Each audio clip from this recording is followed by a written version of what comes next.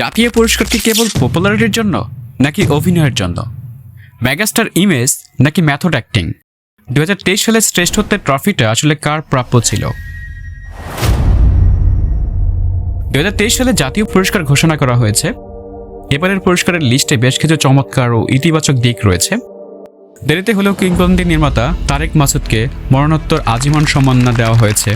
Crowd funding মানে সাধারণ মানুষের টাকা নির্মিত একটা মুভি সাতাও যখন শ্রেষ্ঠ চলচ্চিত্র, শ্রেষ্ঠ পরিচালক সহ 4টি গুরুত্বপূর্ণ পুরস্কার জিতে নেয়, তখন মনে হয় মেধার মূল্যায়ন হয়েছে। শিশু শিল্পী, শর্ট ফিল্ম বা প্রামাণ্যচিত্র বিভাগেও জুরি বোর্ডের পছন্দ ছিল প্রশংসনীয়।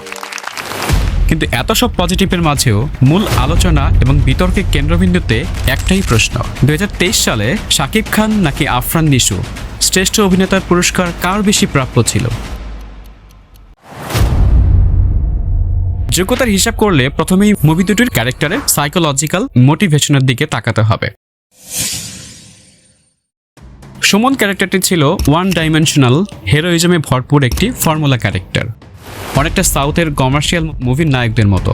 ফাইট জানে, নাচতে জানে, ভালোবাসতে জানে, প্রতিশোধ নিতে জানে, আবার স্যাক্রিফাইসও করতে জানে। পুরো ফ্যামিলি প্যাকেজ আর কি। এখানে অভিনয়ের চেয়ে সাকিবের দীর্ঘদিনের মেগাস্টার ইমেজ ফ্যাক্টরটাই বেশি কাজ করেছে। যদিও বৃদ্ধ লোকে সাকিব তার কেরিয়ারের সেরা পারফরমেন্স দেখিয়েছেন, কিন্তু জার্নিটা ছিল একেবারে লিনিয়ার।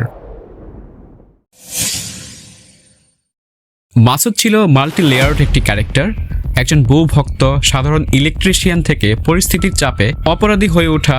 এই ট্রান্সফরমেশনটা ছিল পুরোপুরি সাইকোলজিক্যাল। এখানে নিশুকে কেবল প্রেমিক নয়, বরং একজন ক্রিমিনাল, একজন মানসিকভাবে বিধ্বস্ত, বিকারগ্রস্ত চরিত্রেও অভিনয় করতে দেখা গেছে, যা অনেক বেশি চ্যালেঞ্জিং ছিল। শাকিব খান 24 বছরের কেরিয়ারে প্রথমবার 80 বছরের বৃদ্ধ হয়ে চমকে দিয়েছিলেন। এটা অবশ্যই অবিস্মরণীয় একটা পারফরমেন্স ছিল, কিন্তু বৃদ্ধ অংশটুকু বাদ দিলে তার সিগনেচার স্টাইল কি খুব বেশি বদলেছে? সেখানে নিশু ছোট পর্দার জনপ্রিয় তারকা হয়েও প্রথম সিনেমাতে নিজেকে পুরোপুরি ভেঙেছেন। সুড়ঙ্গের ভেতরের সেই স্যাঁতস্যাঁতে পরিবেশে, গায়ের রং, হাঁটা চলার ঢং, সব কিছুতে নিশু নিজেকে নয়, মাসুদ হতে চেয়েছিলেন।